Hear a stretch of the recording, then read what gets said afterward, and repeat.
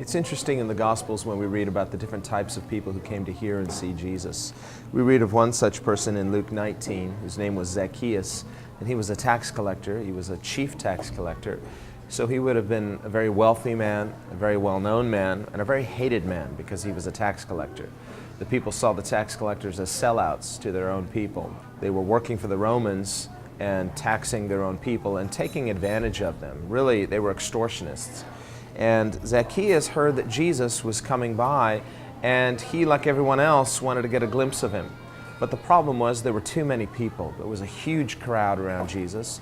And so Zacchaeus, being a very short man, couldn't see over the heads of the people. But he really wanted to see this Jesus. He had heard the stories probably that Jesus was a friend of sinners and that Jesus even ate with tax collectors. And perhaps he had this idea in his head, if I could just see Jesus, I wonder if I could meet Jesus, whether he would come to my house. And so he does this very bold thing.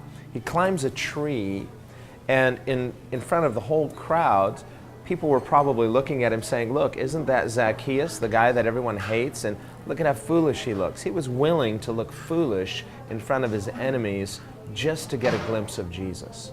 And I think the whole point of this story is, one of the points is, how desperate are we to get a glimpse of the Son of God? To what extent will we go to even potentially embarrass ourselves just because we want to know this Jesus Christ? Just we want to see Him. We want this opportunity to understand Him, to know Him, to be close to Him.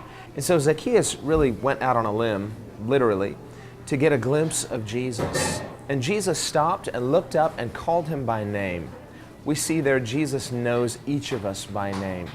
And Jesus also knows the true desire of your heart. When you have a desire to draw near to Jesus Christ, He knows it, and He'll stop, He'll call you by name, and He'll say, I know the desire in your heart for me. I'm inviting you to come close to me.